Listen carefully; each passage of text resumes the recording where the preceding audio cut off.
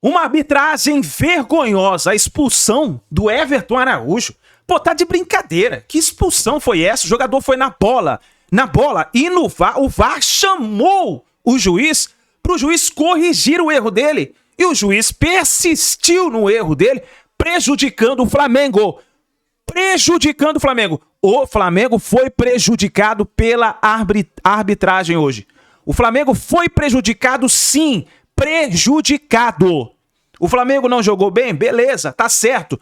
Mas o Flamengo foi prejudicado pela arbitragem com essa expulsão. Eu quero ver o que a imprensa paulista vai falar hoje sobre essa situação da arbitragem. Será que vão defender o Corinthians? Ou vão falar a realidade para o Flamengo? Vamos analisar. Chega aqui daquela moral, deixa o like. Eu quero que você já chegue aqui escrevendo nos comentários a sua análise. Para você, deveria ter expulsado ou não? Corre nos comentários, coloca aí. Vamos lá pro vídeo de hoje, créditos, canal ESPN Brasil. Bora para as notícias. Que é o seguinte, já são 7 jogos sem vencer. Já são. Mas o empate hoje foi com o Flamengo.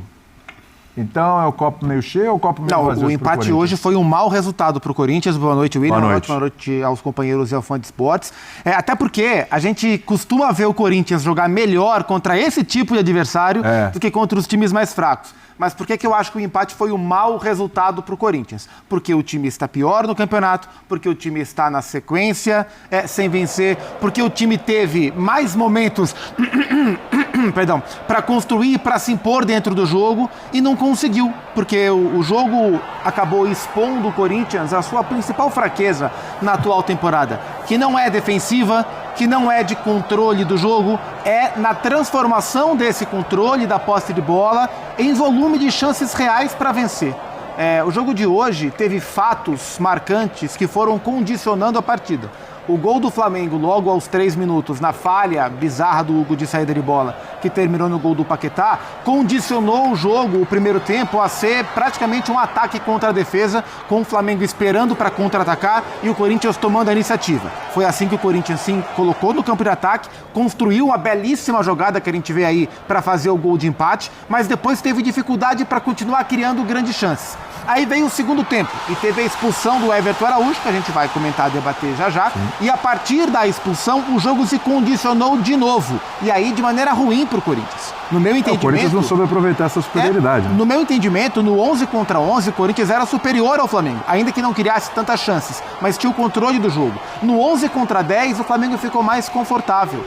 O Corinthians continuou com dificuldade de se impor, continuou com dificuldade de se organizar ofensivamente e foi criar grandes chances de fato para vencer o jogo na reta final, no abafa. Então, pelo contexto do jogo e pela quantidade de minutos, pelo período de tempo que cada time foi melhor, o Corinthians desperdiçou uma vitória que ele poderia ter tido dentro de casa, mesmo que seja contra o Flamengo. O Corinthians tem jogado bem contra o Flamengo e hoje o Corinthians poderia ter vencido, não foi ofensivamente capaz de vencer, o empate foi justo e o Flamengo traz um pontinho que para ele foi bom pelas circunstâncias da partida. Pois é, então, é a pergunta que eu ia fazer para o Eugênio, que é o outro lado da história, o Flamengo. Se olha-se o copo meio cheio ou meio vazio para o Flamengo, porque ele sai de Itaquera com um pontinho, teve um jogador a menos boa parte do segundo tempo, mas com a vitória, o Flamengo, que esteve até nas mãos do Flamengo por um curto espaço de tempo ali, mas esteve, o Flamengo poderia chegar aos 16 pontos, com aquele jogo a menos, ficava ali naquela cola do Palmeiras, que hoje é o líder com 19, né? Então, olhando para esses dois lados, você está mais para o lado positivo ou negativo esse resultado para o Flamengo, hein, Eugênio? Tudo bem? Tudo bem, William. Boa noite para você, para os companheiros e fãs de esportes. Eu acredito que, diante das circunstâncias, o resultado de empate não foi ruim para o Flamengo, porque ele jogou quase que todo o segundo tempo, com um jogador a mais, para mim, numa decisão exagerada do árbitro, que condicionou o que aconteceu depois disso. Atrapalhou o jogo como um todo, porque ele fez com que todos os jogadores, a partir dali, começassem a tentar cavar alguma coisa, forçar um cartão para o outro lado, e o jogo parou, deixou de ter fluência futebolística e passou a ser um jogo de discussão, de dedo no rosto, de menos futebol. Mesmo quando o Corinthians, na reta final, tentou a pressão e teve ali, a gente está vendo algumas chances de fazer o gol da vitória, né? Nessa falha ali do Guinegão, depois uma grande defesa do Rossi. Ainda assim era um jogo mais tenso do que um jogo jogado.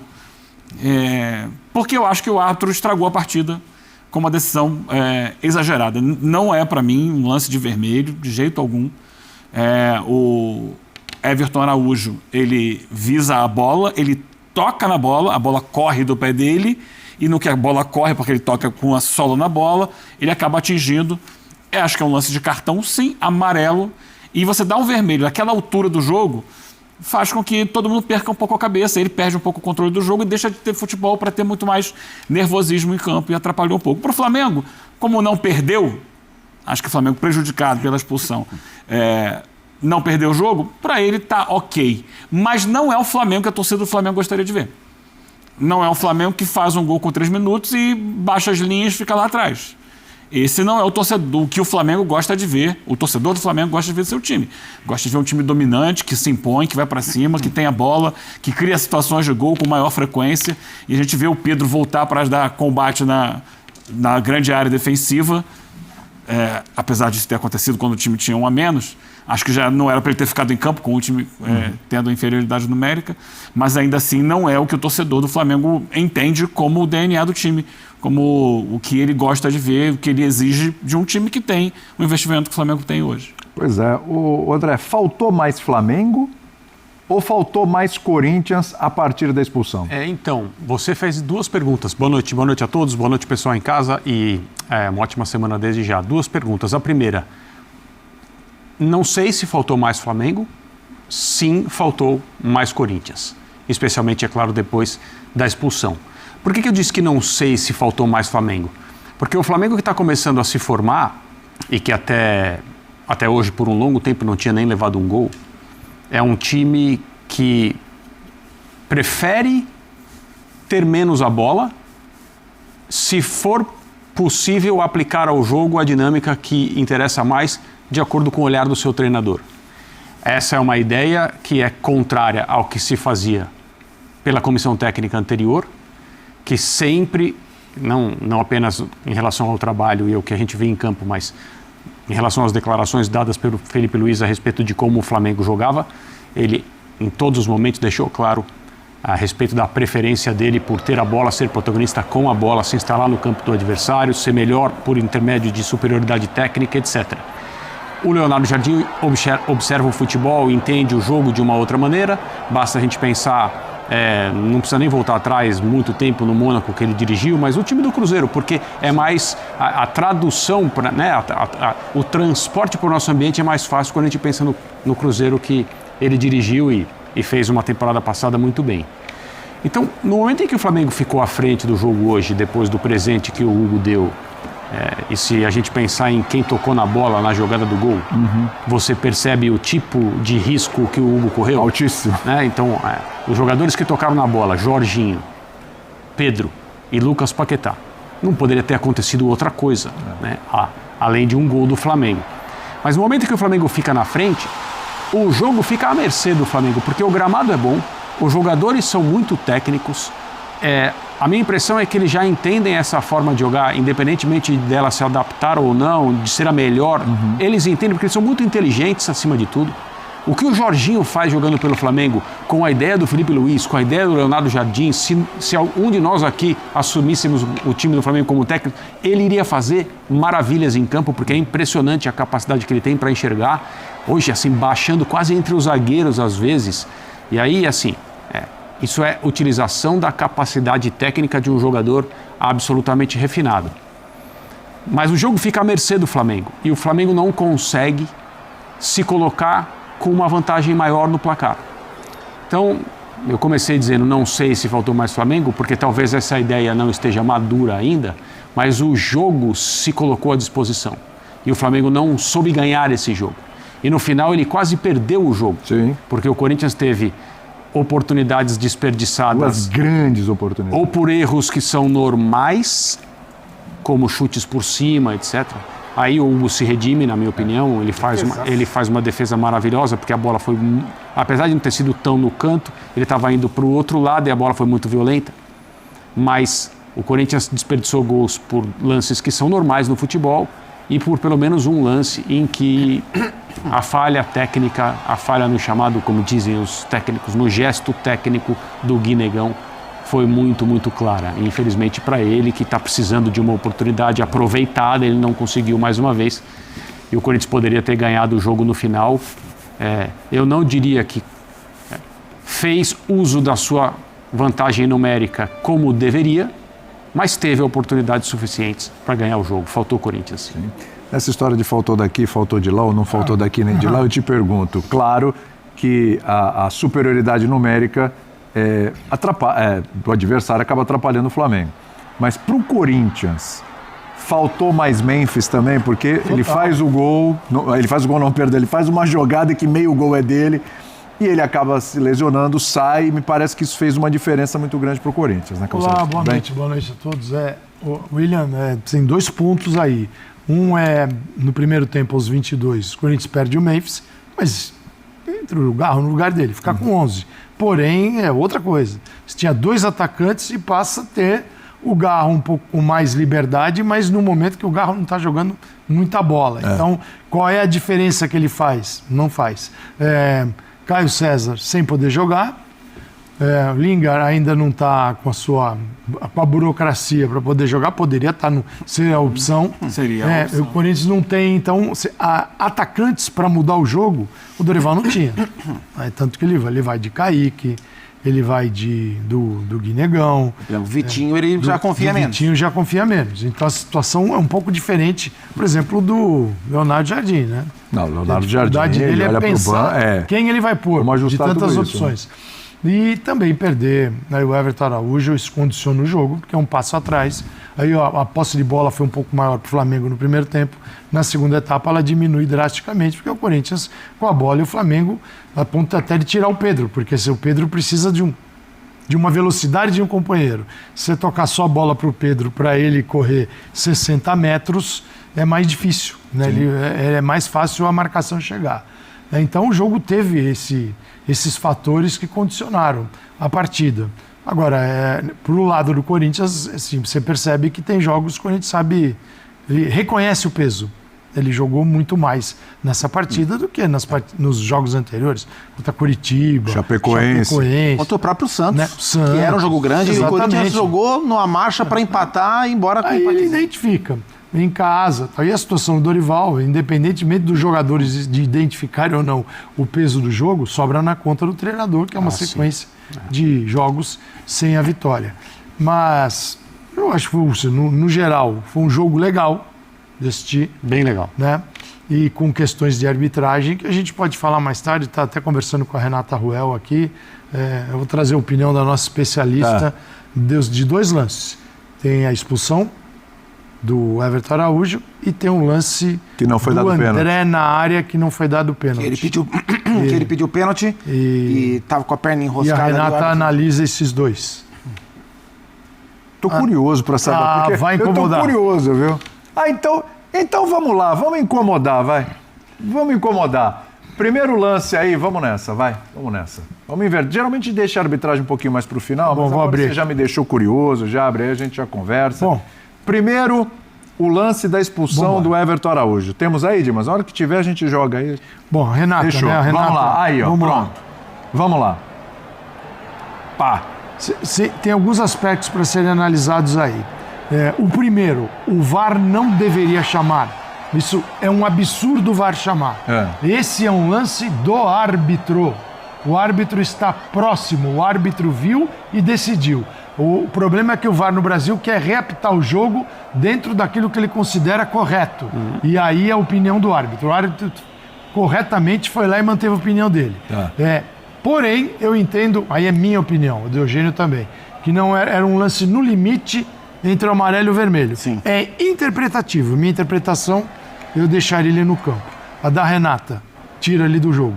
Renata entende que foi cartão vermelho. Tá certo, então, a decisão do árbitro Renata de campo. entende que sim. Eu acho que assim, esse lance, existem lances de expulsão que são lances absurdos.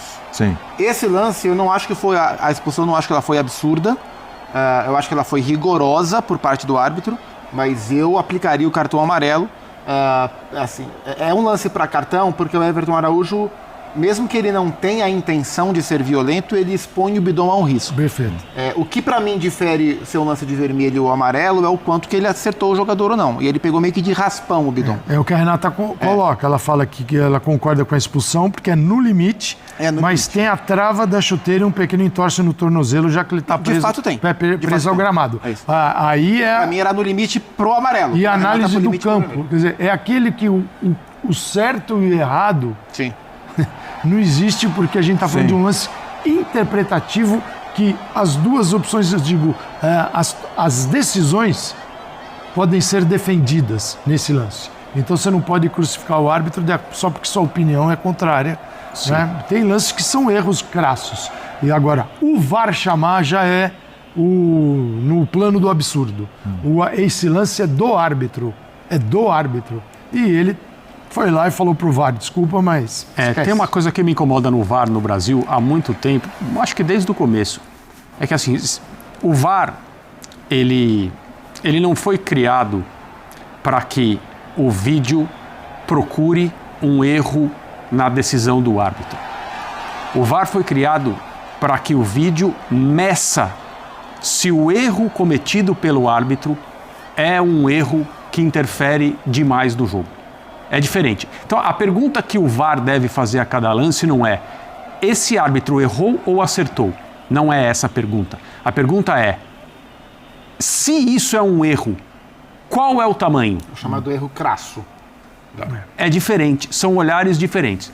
E o VAR no Brasil quase que sempre procura saber se o árbitro errou ou acertou. Então, se o VAR entende que esse lance deveria ter sido para cartão amarelo, ele acha que tem que chamar o árbitro para dar ao árbitro a chance... Por a opinião dele, VAR. Para, entre aspas, dar a chance ao árbitro de ver de novo aquilo que ele já viu e decidiu, mas com uma sugestão. Não a sugestão, achamos melhor você ver. A sugestão é, achamos que você errou. E não é essa a pergunta que o VAR tem que fazer. É se o erro é um erro gigante ou não. Principalmente quando se trata de um lance em que o árbitro está na cara do que aconteceu. E ele toma uma decisão imediata, ele nem pensa para tomar. É assumir o papel do pós-jogo que a gente tem. Exato. De debater. Você concorda? Ele tem debate na cabine, né? O VAR, é o seguinte, uma coisa assim, vai. O VAR é o Wagner Hillway. É um dos mais antigos árbitros de VAR do futebol brasileiro. Mas é um dos caras que mais tentam modificar o resultado do jogo. Uma coisa é a seguinte, o VAR é aquele lance do Maradona. Sim. 86, o soco na bola e o gol. O VAR é para isso. Ele deu um soco na bola, você não viu. Agora, um lance interpretativo que está no limite não é para criar um debate. Exatamente. O VAR no Brasil quer debater Se, com o por árbitro. exemplo, o Everton Não é Araújo não tivesse encostado no Breno Bidon, ok, aí o VAR chama. Você viu o quê? Que não aconteceu. Ele deu no tornozelo, nem pegou. Embora todo mundo aqui concorde que o árbitro tenha exagerado na expulsão. É outra coisa. São duas coisas diferentes. Mas daí o VAR querer fazer um programa, cara, é concorrência. Nós não podemos aceitar. Eles têm mais imagem do que a gente. Não podemos. Aliás, pode falar. Por que eu considero que é um cartão exagerado, o vermelho? Né? Você vai enquadrar isso no jogo brusco grave, né? Que é uma falta com um excesso de força, não levando em consideração a possibilidade de você... a integridade física do adversário. Né? É uma jogada em que o Everton Araújo tinha a bola, ele que estava jogando, ele tinha a bola sob domínio, o Breno Bidon entra na frente para fazer a interceptação, ele está defendendo, só que é o movimento natural dele de esticar a perna para conduzir a bola, que ele estava levando para dentro da área. E aí, quando o Breno entra na frente dele, a bola escorrega e ele... Porque a intenção dele é jogar a bola.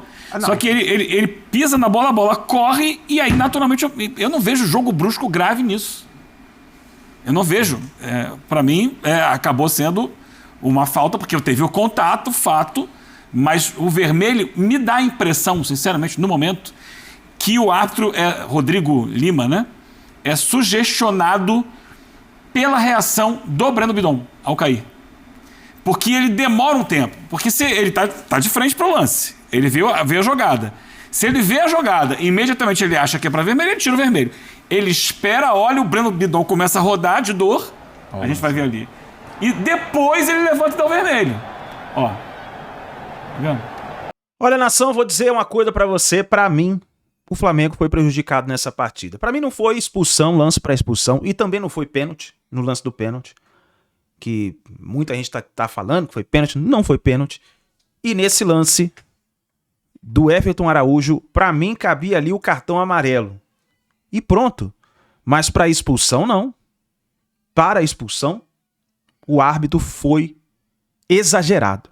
E prejudicou o Flamengo. O Flamengo teve que jogar o segundo tempo praticamente com um homem a menos, levando o Flamengo a recuar o jogo, mas conseguiu segurar o empate. Mas o Flamengo foi prejudicado. É uma vergonha, na minha opinião. Uma vergonha, porque o VAR chamou. O árbitro que se chamou viu algo errado. Viu algo errado. Então, peraí.